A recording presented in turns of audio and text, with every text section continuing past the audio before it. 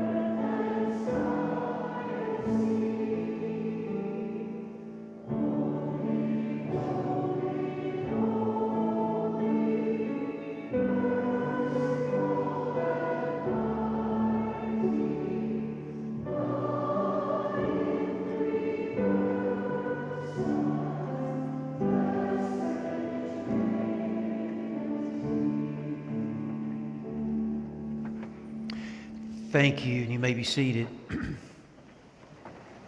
If you were at supper tonight, you noticed there's a little sheet of paper that had some announcements on there about our Back to Sunday. That's going to be not this Sunday, but next Sunday, September the 9th.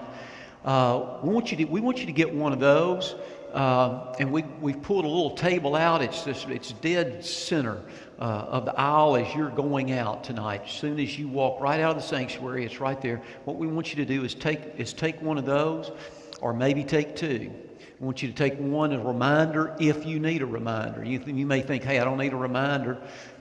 Been hearing about it. I know all about September the 9th, and I know what's going on. I know what to do. That's great. Then take one and give it to somebody. Give it to a neighbor. Give it to somebody you work with. Invite them to come. Give it to somebody that you may know that's looking for a church home. Give it to somebody that you maybe haven't seen around in a while. Just give it to somebody. Invite them. Encourage them to come. Remember, back to is not necessarily, it's not just for folks who have been away or folks who don't have a church home. It's for all of us. It's kind of a time for us to all have that time to refocus and get back in regular schedules. And you may say, well, gosh, I've never left that regular schedule. Well, good for you. That's great. You come and enjoy this special time of celebration. We're going to have one service here in the sanctuary. The reason we have it in the sanctuary, by the way, is because the sanctuary is big enough to hold all of us. And so we'll have it one service here in the sanctuary.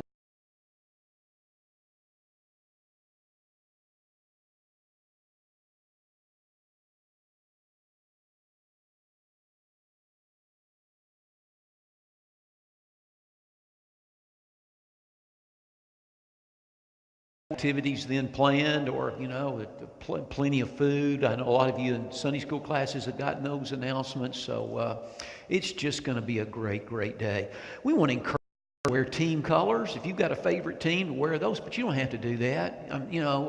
There's some folks that are here, and I just can't wrap my head around this, but some of you are just not sports people. You just, it just blows my mind. My deal is, which one of my team's colors am I going to wear? So do I wear the Cardinals? Do I wear the Saints? Or do I wear Tennessee's? But I'll wear one of those. I'll wear one of those three, or it could even be the Memphis Grizzlies. It could be one of those four. It could be one of those four. But wear your favorite team colors if you want to. We have a great time with that. It's just going to be a wonderful day. Again, I'm glad you're here. I want to invite you to turn to chapter 2 tonight. Look, here's the deal. I told you last week we'll pick up speed. Okay, so we'll pick up speed in this.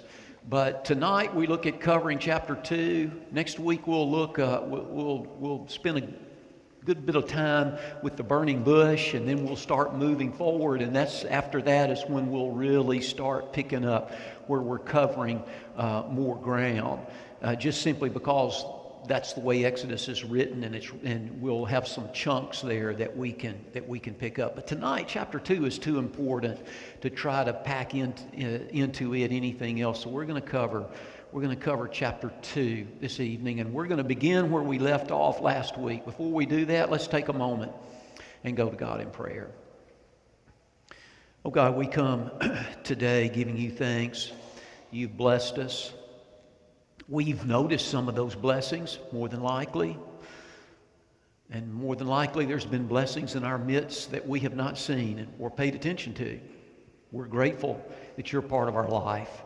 We're grateful, oh God, that you've not only given us life, you love us, and we're grateful that you're with us. And as a part of being with us, you get involved in our lives. You don't just throw us into the world and leave us.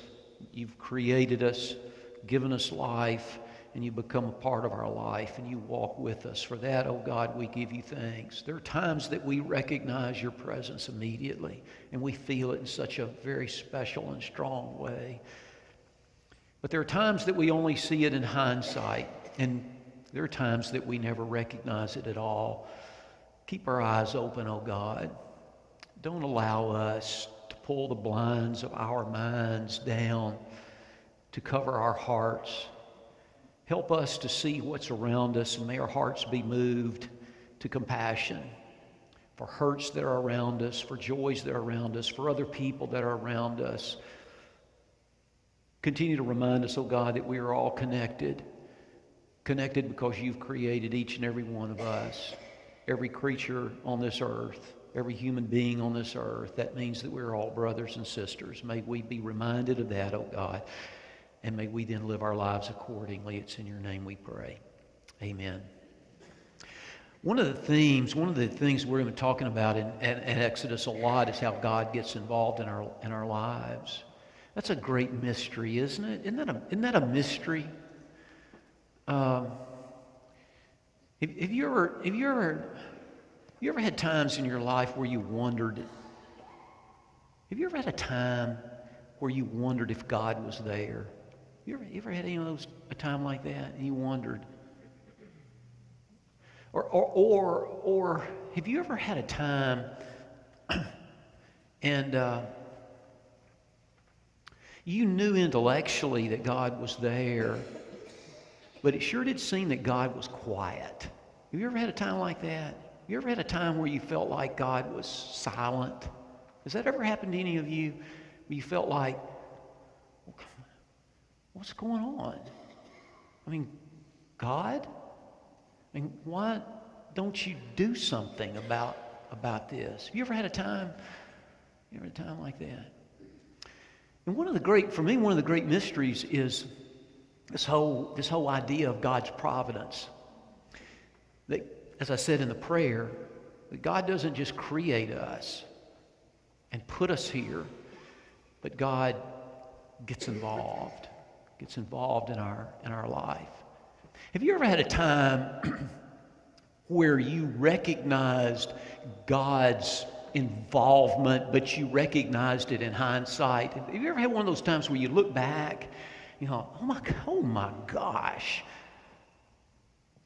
this happened, and this happened, and this happened. All these things happened, and they were connected, and you didn't notice that they were connected. Has that ever happened to you guys? You didn't notice they were connected at that time, and you go back and you look at him, and you thought you thought you were doing it all alone, and you look back and you realized, I wasn't doing that all alone at all.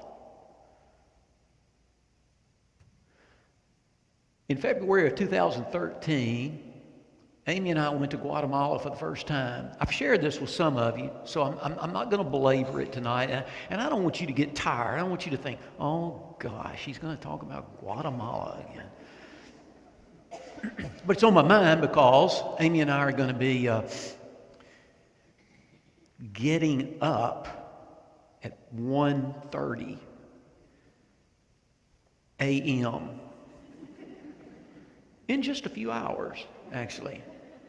Leaving the house at 2:30 to be at the airport at 3:30 to board the plane at 4 something. Wow. And so it's on my mind. But in 2013, we went for the first time. I wasn't nuts about going. Can you relate to that? Have you ever done something that you did it because somebody had told you it was the right thing to do, but you just did it? Amy had been wanting me to go with her on a mission trip for a number of years. She was going to go on a mission trip with her dad, and 9/11 hit. And 9/11 hit, and her dad didn't want to take anybody from the family out of the country. And ever since that time, and because of age and health, that was the last time Amy's dad was able to go on a mission trip. And so Amy she'd been saying to me, go on a mission trip. And I thought of every excuse in the world. I was pastoring a pretty big church, 5,000 members at the time. And hey, I need to be there, a big old ship thing might sink if I left. So stuff like that. Really, the deal was I was scared because I was insecure about the fact that, I'm not a tool guy. I've told you that before. I'm not a handy guy. I'm in good shape. Good physical condition, pretty strong for a 62-year-old guy. I can tote and lift and carry and shovel and that kind of stuff. But I didn't know what it was going to be, and I'm real self-conscious about that kind of stuff. I never learned to play golf for that reason. Some of you have asked me, do you play golf? No, I never learned to play golf because I didn't play golf when I was a kid, and when I was an adult, I was too, it's kind of sick, kind of silly stuff, but it's just who I am, okay? So don't ask me to go play golf with you because I ain't going to go. But I went. I went. Amy wanted me to go. And then this guy named Donnie Mitchell in Clarksville, and he was the head of the mission team, and he said, would you go? I'd love for you to go. And I want you to see what we're doing down there. And, just go for a year and see. So that was my deal. I was going to go for a year. How many times have I been? 6? 5, and this will be the 6th. In February, it'll be the 7th. I can't imagine a year of not going. I couldn't go a couple of years ago because my mom got sick, and Amy and I didn't feel like we could leave the country at that time. But so we went. Here, this interesting thing about that, and I've talked to Donnie about that first trip, and we're heading into chapter 2, I promise. But here's where it relates. We got there, and that team had been working on a school for like 8 years. Maybe longer, and they were finishing the school. And so that's what we were doing that year. So they were also that year then also looking at, well, what are they going to do the next year? And there were, several different opportunities. We could have gone to another part of Guatemala and maybe started working on another school. That sounded like kind of a good idea to me, because when I got there, I kind of caught the fever, and I knew I wanted to go back the next year. It didn't take. I thought I was going to go 1 year. I caught the fever. But he said, well, there's this couple, and they had started this medical mission down there, working with this doctor, a guy named Dr. Sergio. You've heard me talk about him. And they said that he needed some help building a clinic, and they told us a little bit about his story. So we went into this little bitty village where he had moved his family. I've told you his story. And we got there, and it's just this amazing guy. It's just this amazing human, amazing Christian. Just amazing that this guy had, why did you do this? Why don't you leave this practice over here in Guatemala City? It's not like you weren't helping people. It's not like he was doing terrible work. He was doing wonderful things, helping a lot of people in Guatemala City. Why did you go here? I mean, you were getting paid over here. Why did you go over here to serve these Mayans? They can't pay you anything. And I'll never forget his answer. He said, Jesus told me. Jesus told me. Has Jesus ever told you to do something?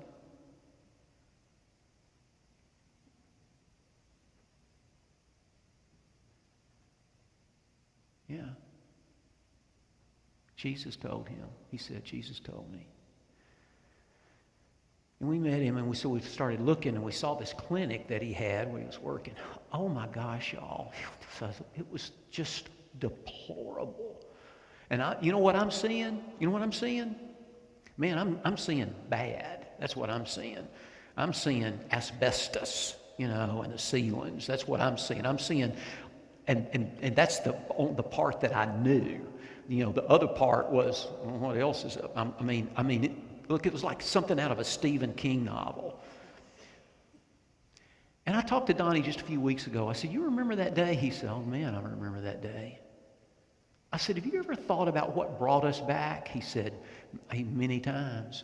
He said, because when I saw it that first time, I thought there is no way in the world we're coming back here.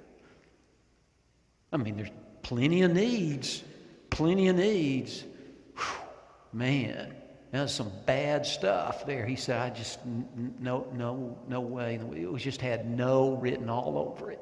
It had no written all over it. Well, we went back. We decided. And I've thought many a time, I asked Donnie the other day, I said, Donnie, what do you think? What do you think? And he said, I think God told us to go. I said, I think you're right. I don't listen all the time, but I was a part of listening that time. Have you ever had a time in your life where you felt and saw and recognized God working to orchestrate things? Has that ever happened to you? Let me ask you this. Do you believe that happens? Do you believe that happens? Does God create us? Everybody here believes God created us, right? I mean, I know you're smart people, so we understand the biology of it, okay? I won't get into that. But that God is the one that's behind that. Are we all in agreement on that? So God has created us. Now here's the deal. Once God has created us, does God get involved, or does God say, hey, okay, good luck. I put you there, good luck. Or does God get involved? Does God get involved? God gets involved. So, have you had those times where you felt it and you look back and you thought, there's no way to explain it. There's no way to explain it other than you look at those events and you think, how did that happen other than God got involved? I think about, oh my gosh, I didn't want to go. I went. I got there for a couple of days. All I could think about was coming back home. And the next thing I knew, we're over there and we're confronted with this doctor, okay, who had this need.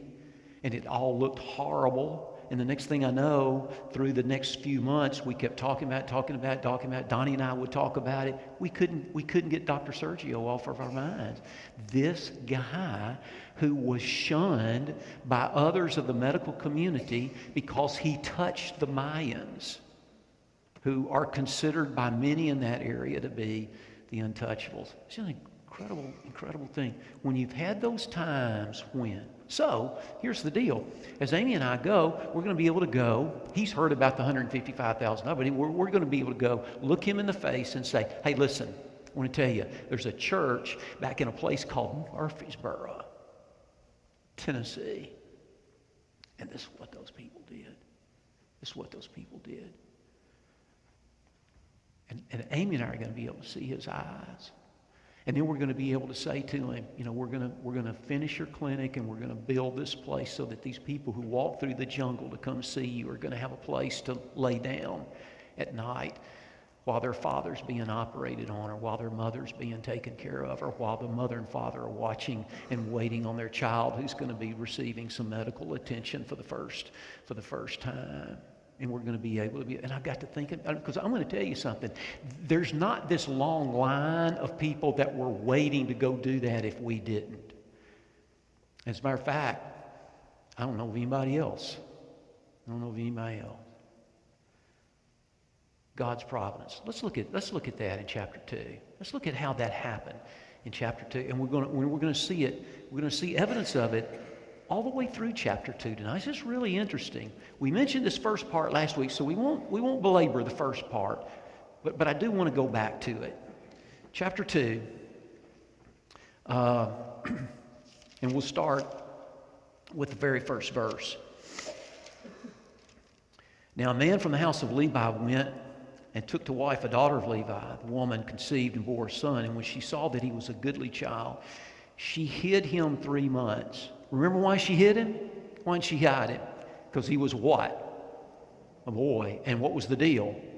All the boys were going to be killed. Can you imagine that? Many of you here in this room tonight, you've parented. There are a lot of women here that you've given birth. You've given birth to a child. Can you imagine? From the excitement of that incredible moment in your life, but then the fear, the anxiety of knowing that, look, is this child going to make it? So what did she do? She hid him for 3 months. When she could hide him no longer,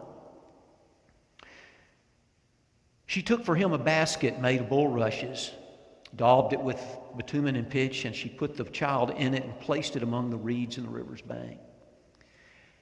And his sister stood at a distance to know. Isn't that interesting?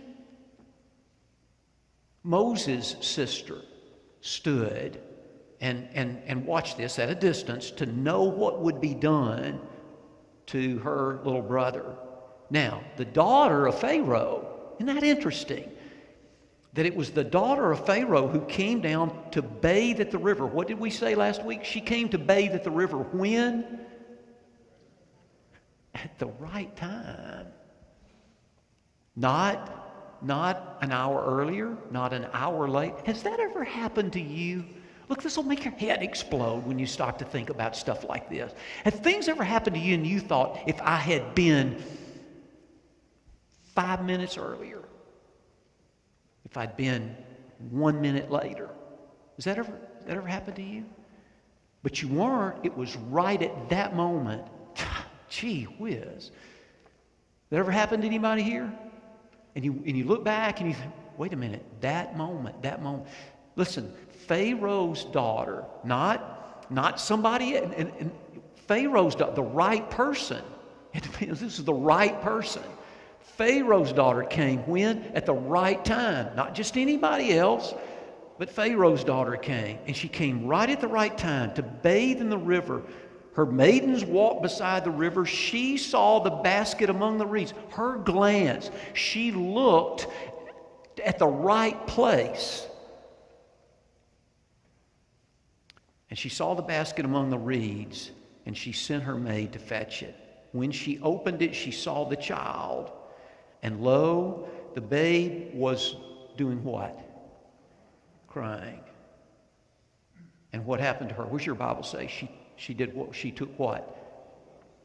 And mine says took pity. You know what? I think the better word there is compassion. And we talked about that last week. Because she didn't just feel sorry for this little baby. Remember, we've talked about this before. You ever seen something and you felt sorry? You saw somebody, you felt sorry about their circumstances. You saw someone, you felt sorry about what had happened for them. Has this ever happened to anybody besides me? You felt sorry. You felt sorry for them. You know, the thing about feeling sorry is you can feel sorry for someone and not do anything. Feeling sorry doesn't necessarily move you. You can feel sorry and walk away. Anybody here in this room tonight besides me, ever felt sorry for somebody's circumstance and you didn't do anything about it? Anybody else? Anybody besides me? Am I the only one? You saw it, you felt sorry. Gosh, you hurt. You said, I need to do something. Maybe it was even, have you ever done this? You ever saw somebody, they were going through something, you said, you know what? When I get home, I'm going to write them a note. I'm not going to send them an email. I'm going to write them a note. I'm going to do it because you can hold on to a note. You can hold on to a note. And somebody knows you took time to write it the old-fashioned way. And so, I'm going to do that. And you got home. There's a lot of stuff to do when you get home. There's things to do. And you got home. And you never wrote the note. Has that ever happened to anybody besides me? Am I the only one that's a terrible person in here? God, this happens to me. This stuff like this happens to me all the time. But she had compassion. You know what compassion is? You know the difference in compassion? Compassion is, remember our definition? What is it? Love gone to work. Love gone to work. That's compassion. It's love gone to work. It's looking, it's empathizing. It's an experiential thing where you see something and you got to get into it. You got to get involved. She saw this little baby. She took pity on him, had compassion on him. Now, what's the next line? This is really crazy stuff. What's the next line in your Bible? She had compassion on him. What does it say? This is what? Oh, this is one of Hebrew. See, she looked at him. This wasn't a little Egyptian baby. Who was this? This was the other, right? This was the other. This was different. This was one of the different ones. This was one of the ones that are not like us. Isn't that interesting? I just find this stuff powerful stuff. I mean, when you really start reading it and poking around, digging around, it's just, there's so much packed into this. She saw this little baby, a little Hebrew baby, sure, it's a little Hebrew baby crying. I need to do something about that little baby. I wonder where the mom and daddy are. No. It's not an Egyptian baby. This is a Hebrew baby. Not an Egyptian baby, Hebrew baby. That's different. That's enemy. That's the one that Daddy said we got to kill. My daddy said that. We got to kill this baby because this baby is different. Not the same as us. Not as good as us.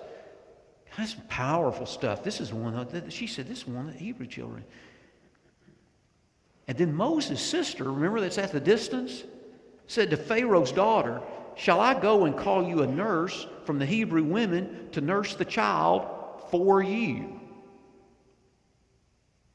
And Pharaoh's daughter said, "Listen, you think God's just threw this, put them there and said, hey, go have at it? Do you see God's hand all over this stuff?" There's the daughter right there. The sister right there. She sees all this stuff going on and says, "Hey, how about I go get one of the Hebrew women to nurse this baby for you?" She said, "Hey, yeah, that sounds like a great idea. Go." So the girl went, and who did she call? Isn't that crazy stuff? So Moses' mother nursed him. She called the child's mother, and Pharaoh's daughter said to her, "Take this child away, nurse him for me." And then she got paid for it. She got paid for nursing her own baby. So the woman took the child, nursed him. The child grew. She brought him to Pharaoh's daughter. and he became her son. And she named him Moses, for she said, because I drew him out of the water. Is that amazing stuff or what? Have you ever had times in your life where you look back and say, well, wait a minute. I thought I was all by myself. All by myself. And you look back and you realize I wasn't all by myself at all. Now listen, I'm not saying, and you know I'm not, you know me well enough now, by now to know this. I'm not saying that everything that happens, God made happen. Are you in agreement with that? I'm not saying that everything that happened. And the reason I'm not saying that is, I believe, and this is just a Wesleyan Methodist belief from way, this old school stuff, okay? I believe in free will. That God has given us the ability to choose. And because of that, not everything that we choose is the way God wants it done. So God's got to work with a whole lot of mistakes. Are you with me? Because he said, you get to choose, Cliff. What that means is, if God is going to work, he's going to have to work with a whole lot of bad mess-ups. But this is what I believe God's providence is. God can work even in the mistakes. Doesn't cause the mistakes. God doesn't cause the bad things that happen. But God can work even in the midst of the bad things. Are you with me on that? So here's a terrible thing that's happening. What's the terrible thing? Pharaoh is ordering that all these male babies be killed. In the midst of that, yet Pharaoh still got the freedom to be able to make that choice. God doesn't orchestrate all that, but God works even in the midst of that. And sometimes you look at it and you think, gosh, what an incredible mystery, because you don't recognize it a lot of times until it's hindsight. And sometimes you don't recognize it at all. Verse 11, next part of the story. One day when Moses had grown up, gee whiz, I don't know how many times I've read that. I really don't know how many times I've read that. But for this study, something hit me that it's never hit me before. That one day when Moses had grown up. What do you think it means to be grown up? Are you grown up? What does it mean to be grown up? I'll tell you the way I read it for years. This is the new thing that hit me. I read it for years that it was a chronological age thing. So one day when Moses, because we know years have passed now, and one day when Moses is not a little baby anymore. Moses is not just a little bitty child anymore. Now Moses is what? Grown up. I don't know what age he is yet, but I know he's grown up, right? He's old. That's the way I read it. Do you know any grown-ups who haven't really grown up? Don't point. Just do you know any? You know, you can be grown up and not be grown up. Yeah? So it hit me, wait a minute. This is not chronological. I think this is more than chronological age. One day, when Moses had grown up, what did Moses do when he got grown up? Well, let's keep reading, because this is really interesting. The way the writer says it. One day when Moses had grown up, he went out to his people and looked on their burdens. Oh. Now that's different, isn't it? And I got to thinking, is that what it means to be grown up? That when you're grown up, you look on their burdens. But he doesn't stop there. He went out to his people and looked on their burdens, and he saw. He looked and he saw what? An Egyptian beating a Hebrew, one of his people. Well, that's kind of interesting too. Who told Moses that was one of his people? You ever wondered that? one of his people. I mean, he was a baby. He was a baby when he was taken off, so how did he know that that was one of his people? That's interesting. Well, it says that he was grown up. Is something happening to Moses? Do you find this fascinating? Am I just weird? Don't answer that, okay? Just keep that to yourself. But do you find this fascinating? I find this incredibly fascinating. He was grown up. One day, he went out and he looked at these burdens and he saw an Egyptian beating a Hebrew, one of his people. And he looked this way and that, and seeing no one, he killed the Egyptian and hid him in the sand. And let's stop right there just a minute. He went, he looked, and he saw.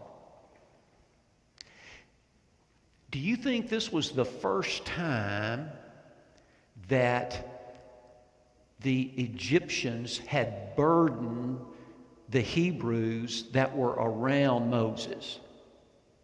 Do you think this was the first time?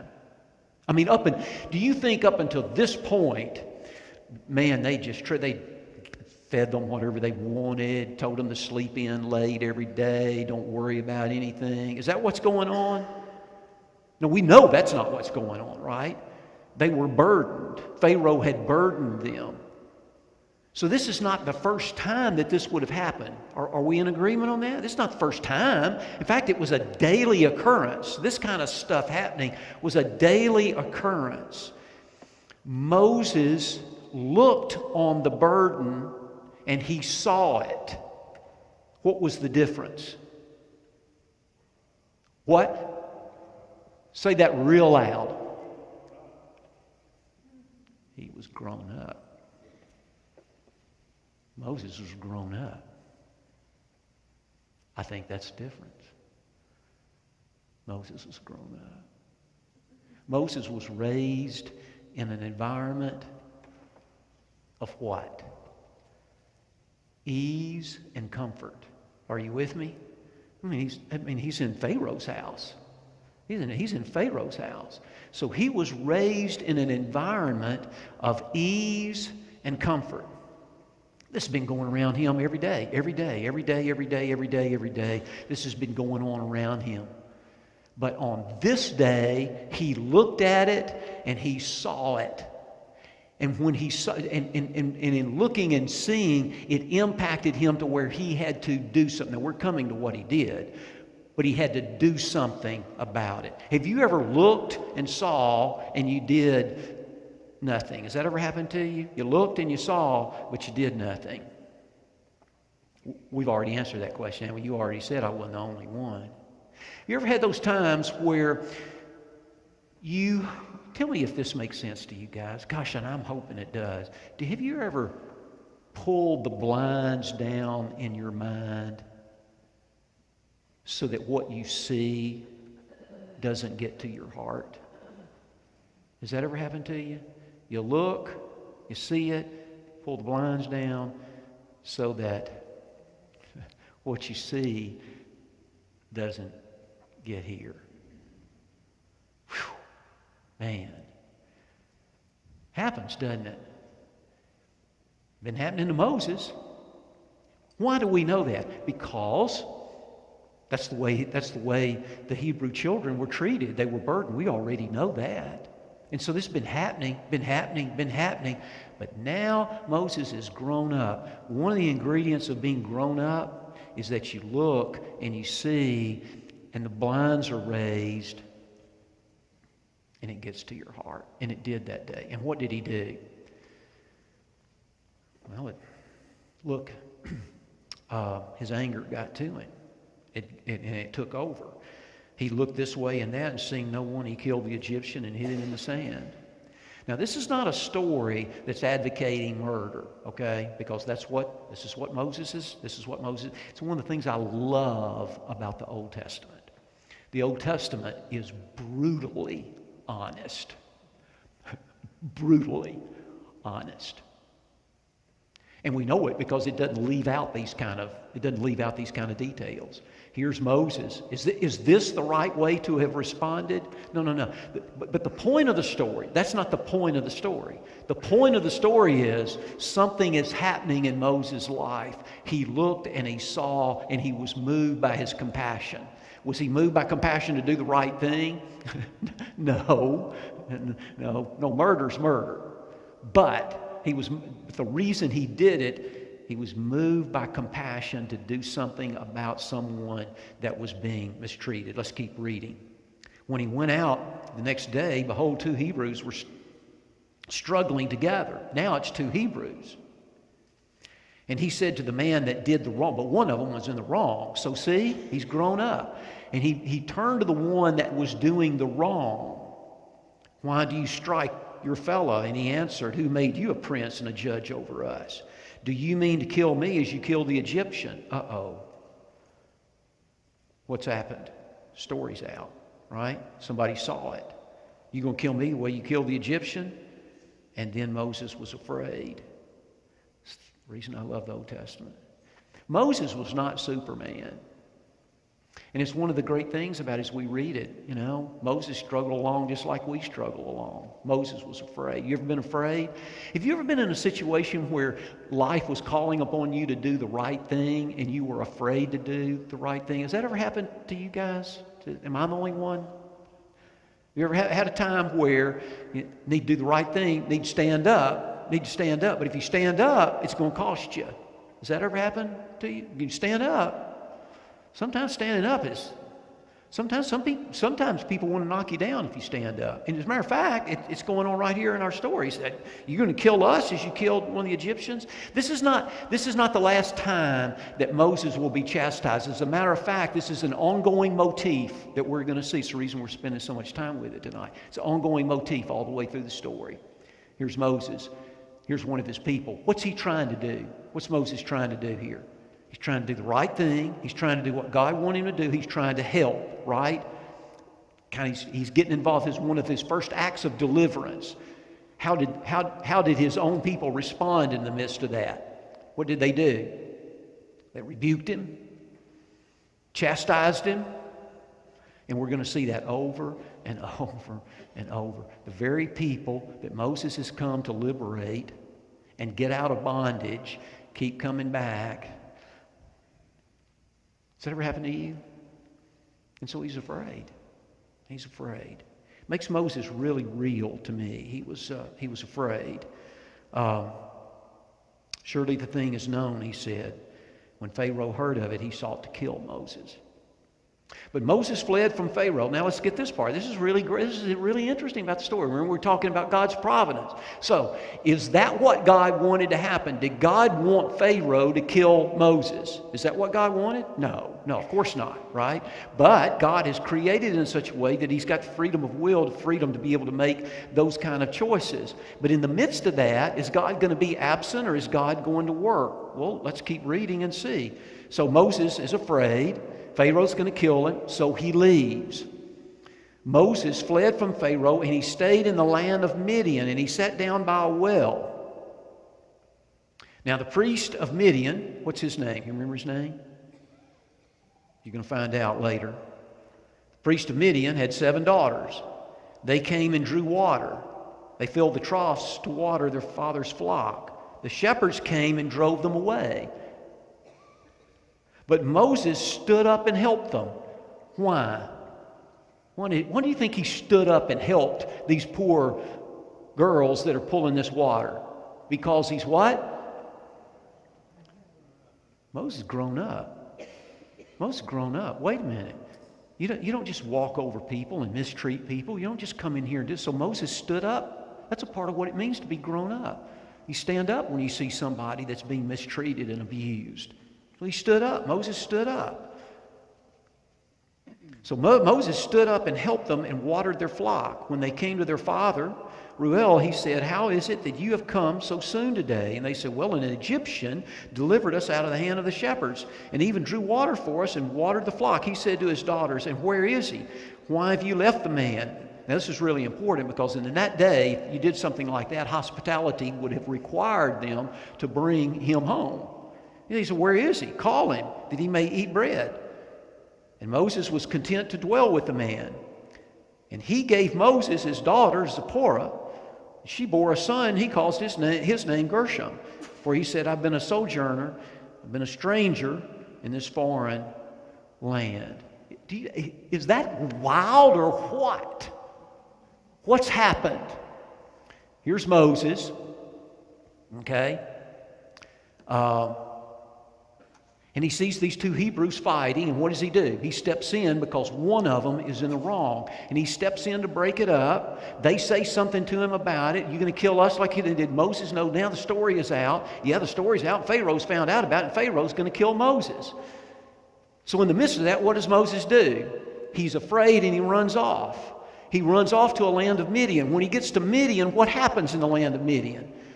There's these girls at the well getting some water. They're being mistreated by these shepherds. So Moses steps in, stands up for them. They bring him home, and their father, Jethro, does what? Introduces Moses to who? His wife.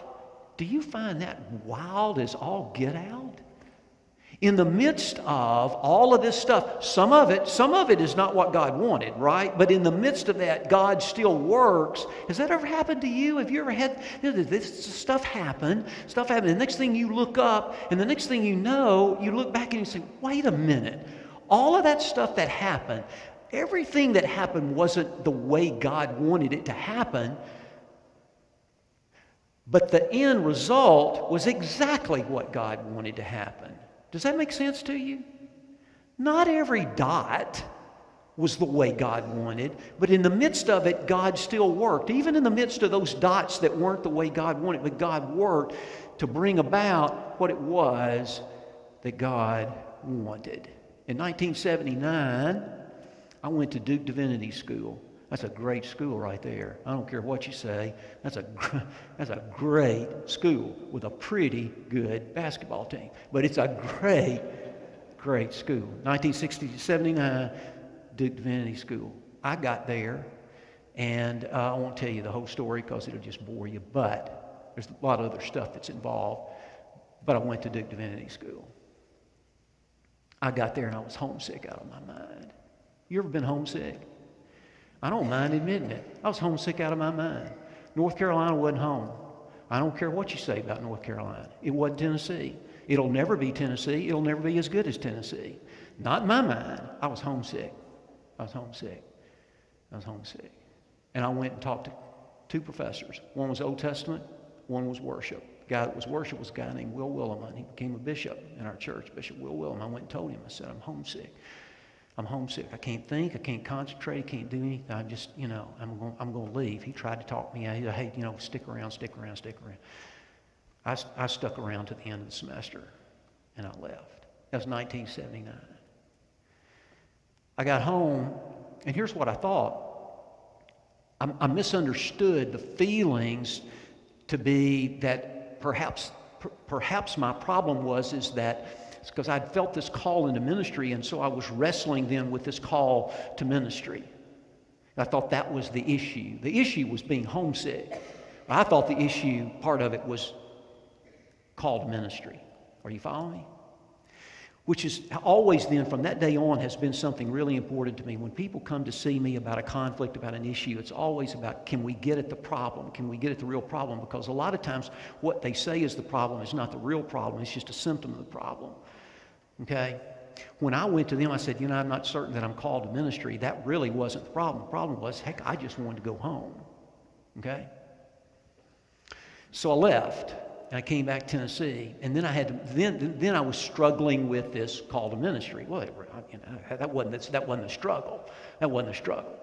Long story short, I ended up at Vanderbilt. Okay, that's what got me to Vanderbilt. In the meantime, it's December, and my parents said, "Let's go to this high school." Were you singing in that? Were you in Golden Tones or whatever? And my sister was singing in this golden, and that's the reason we went. It just hit me today. Oh, I was thinking, why did I go to that? Why did I even go to that? I didn't care anything about going to that. And it was at First Baptist Church. Now, we're Methodists. We're Methodists. And it was at First Baptist Church, and I went with my mom and my dad. Holy moly. I had a jillion other things that I could have been doing. Jillion other things I could have been doing. But I went. Okay? 2 rows in front of me was a girl, young woman. 2 rows in front of me, and I saw her. She had been a classmate of mine in high school, but she'd gone her way. In fact, she had a boyfriend. And she'd gone her way. And this boyfriend and her, they had kind of split up. I didn't know that. She was 2 rows in front of me. And when the concert was over, I went over to her.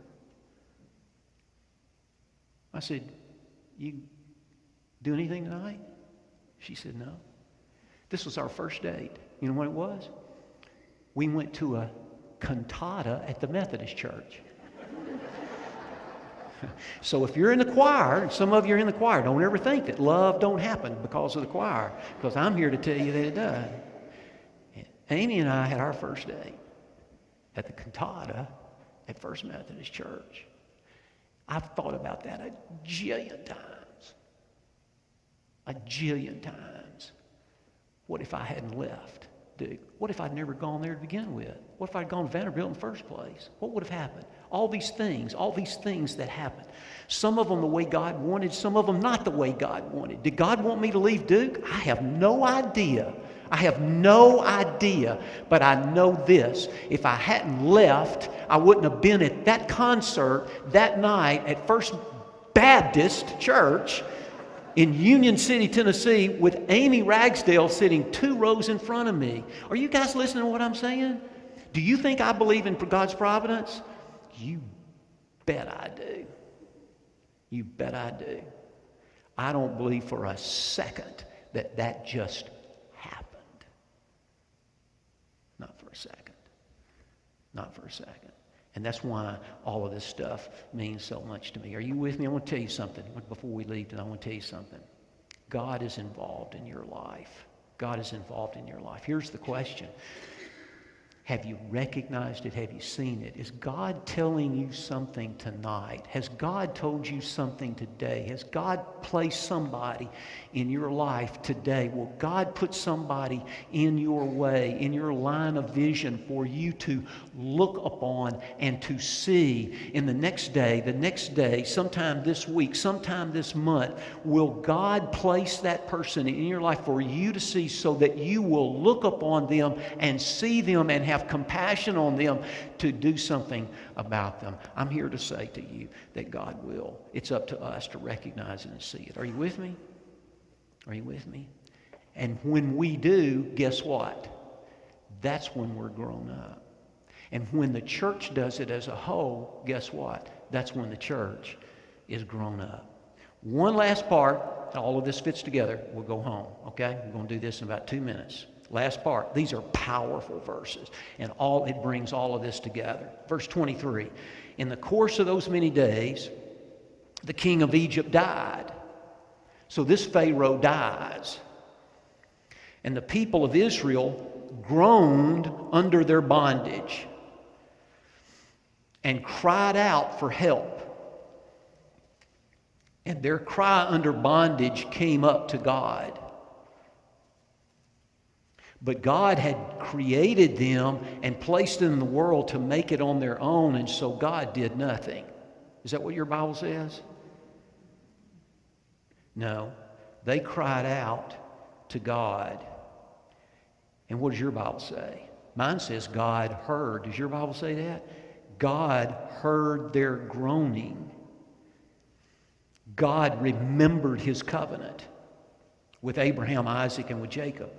God saw, if you're an underliner, these are the things you underline.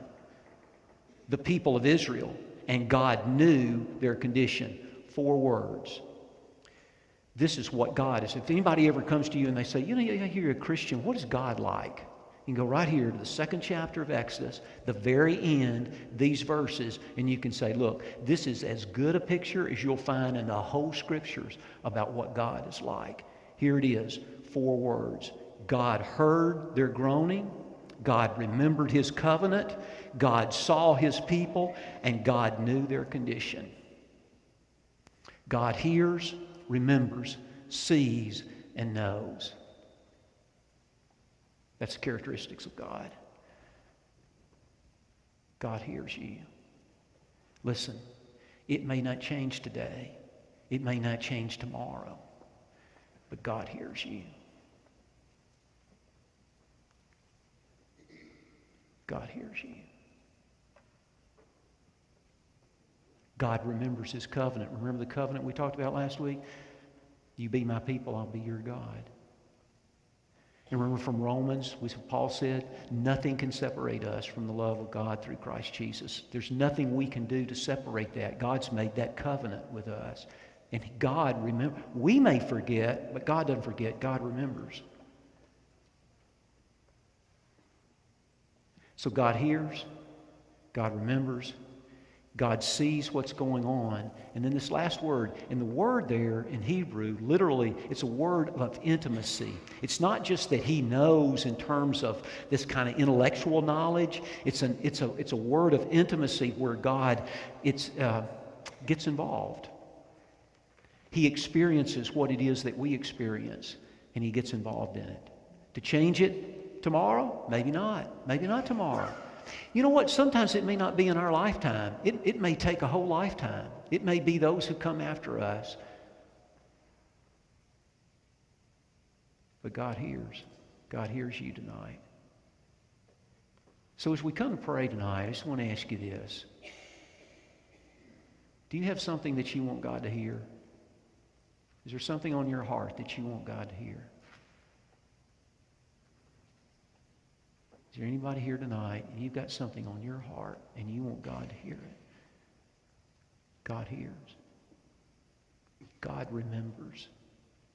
He remembers His covenant with you. God sees what's going on, and God knows. And God knows. And He understands. And He walks with us every step of the way. That's the God that we worship. Here's the last thing. If we want to be God-like and grown up, what do we do? If we want to be God-like and grown up, what does that mean for us? It means that we what? Hear, remember, see, and know. It means that we lift the blinds so that what we see gets into our heart. And when it gets into our heart, what does it do? It changes it. And love goes to work.